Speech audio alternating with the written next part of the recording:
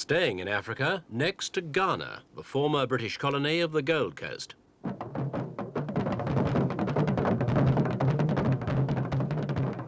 A lively and colourful occasion outside the capital, Accra. Ghanaians never need any excuse to dance and sing, but this time there were two good reasons for a celebration: the 20th anniversary of their country's independence and a timely visit by British royalty in the person of the Prince of Wales.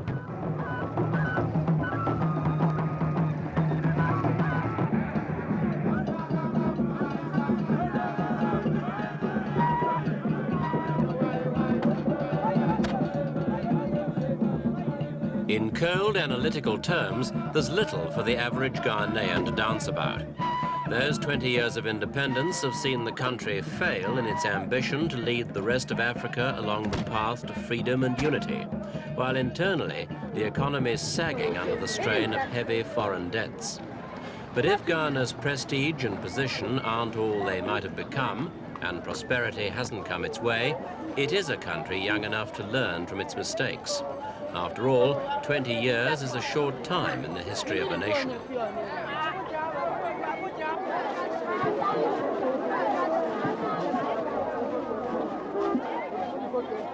On Independence Day in 1957, the people dreamed of a socialist state whose prosperity would benefit everyone and whose example would inspire the whole continent to shrug off colonialism and combine as a United States of Africa. Kwame Nkrumah was the man who personified that dream. He was a hero not only to his own people, but throughout the Third World. The cries of jubilation were to go sour, for in 9 years, Nkrumah turned from Acheampong, or redeemer, to dictator, corrupted by power. Ghana's burgeoning economy withered, its currency devalued by a leader who held his own interests paramount.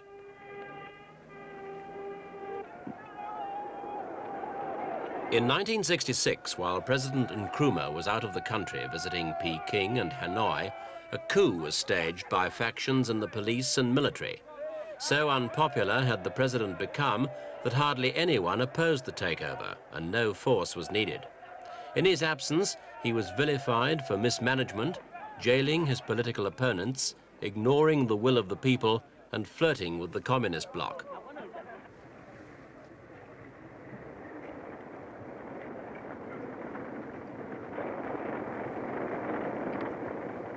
While students burnt communist literature, the Chinese embassy was closed and its members expelled. Meanwhile, Nkrumah himself took refuge in Guinea, proclaiming that he and his Convention People's Party had been wrongly indicted on groundless allegations of bribery and corruption. But it was too late to protest. Too late, his people had judged him and found him an idol with feet of clay.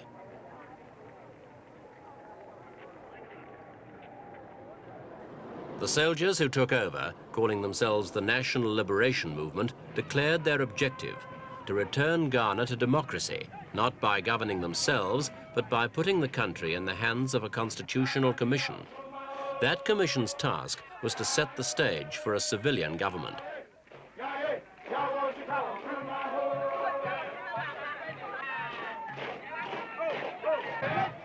The NLM was presenting any government with a daunting task: to drag Ghana back from the brink of economic collapse, restore popular confidence, and put the nation on a course for recovery. By September 1969, after an orderly general election, that government was ready to take its oath of office and so establish Ghana's second republic. The new Prime Minister would be Dr. Kofi Busia, and there would be a presidential commission of 3 others. But they were to lead another administration doomed to founder. Dr. Busia and his Progress Party plunged the country into another orgy of corruption, ran up huge debts, and split the country politically. They suspended the constitution and set opposing tribes at each other's throats. In January 1972, while Dr. Busia was away for eye treatment in a London hospital, the military once more took a hand and deposed his government. The coup was organized by No. 1 Brigade in Accra, and a group of fairly junior officers led by the virtually unknown Colonel Ignatius Kutu Achampong, a soldier destined to become Ghana's next head of state.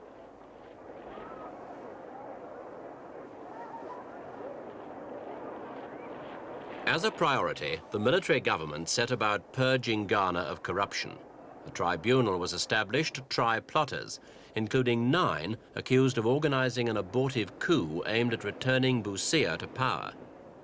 It was one way of showing the country that the military government meant to succeed. Colonel Acheampong took further steps to stamp out the wastages and abuses of the previous government. He revalued the country's currency and rejected the payment of some outstanding foreign debts. Nkrumah returned to Ghana in July of 1972.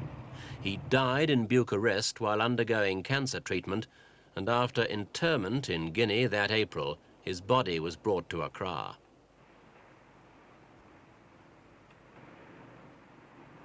Nkrumah's casket lay in the capital's State House Conference Hall. Thousands paid tribute to the dynamic statesman who'd guided Ghana to independence. Time and nostalgia have swung the pendulum even further in favor of Nkrumah today. His statue has been re-erected and will soon be replaced with a bigger one. Now that the country's first president is no longer a threat, many feel free to point with pride at his undoubted achievements. Some of Africa's best urban housing and roadworks, for example. In Accra itself, though, the evidence is of a man who squandered the nation's slim resources for personal glory. The grandiose Black Star Square, with its monuments and arches, stands eye-catching but idle. This year, lavish funeral rites for Nkrumah will be held as part of a plan by the government to instill national pride in the people, to rekindle their interest in the spirit of progress embodied in the father of their nation. Nkrumah's widow, Madame Fatia, is also currently feted as a celebrity in Accra, and she and her 3 children are now paid expenses by the state. But Nkrumah has also left some practical legacies.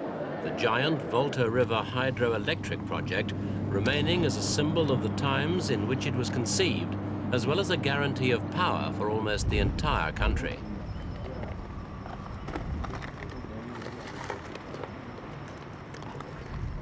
The world's largest man-made lake, 250 miles of it, is just one stupendous statistic in this enormous undertaking. Though the scheme was the brainchild of Nkrumah, ironically, it didn't go into full operation until December 1972, when the hand on the switch was that of General Achampong. Even so, the Volta project will always be synonymous with Ghana's first president.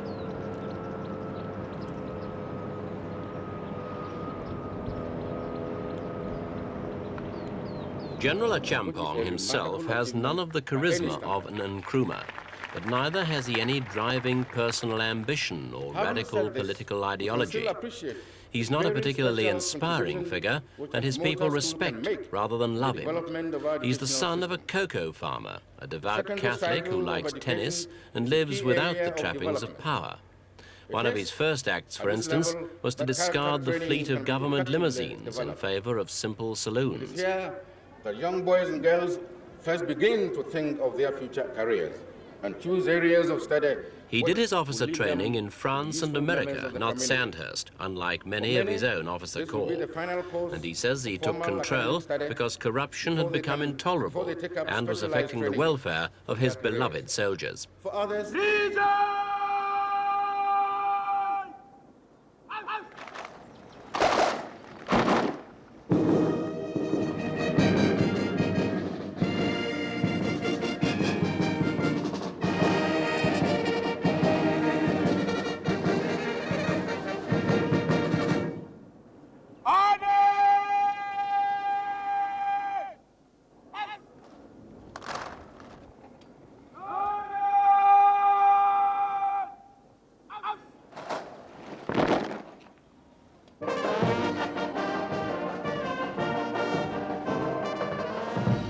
Though Achampong's origins are military, and so are his government's, Ghana is no police state.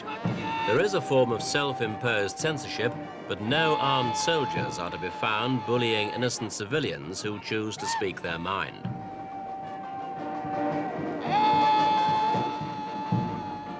Self-reliance is the cornerstone of Ghana's current domestic policy. Achampong believes in unity. He's even given politicians from previous regimes a second chance at government, and his message is one nation working together. The production of cocoa is one area where he hopes to see such efforts pay off. For cocoa represents 60% of Ghana's exports, and the country's economy virtually rises and falls in line with prices on world markets. Even so, neglect of agriculture during the Nkrumah era has held down cocoa potential. Though 1/3 of a million tons will be exported this year, that figure could have been higher if diseased trees had been replaced. Additionally, some growers have been smuggling cocoa and getting better prices from illegal foreign buyers than they could from their own cocoa marketing board. 2 years of drought and the ravages of rats and squirrels have also taken a toll of the crop.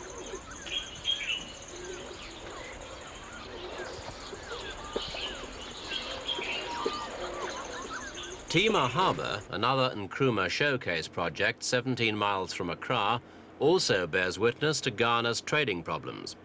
With inflation running at 60%, the Ghanaian currency severely overvalued, and an oil bill of over $130 million, the country has a frightening balance of payments deficit.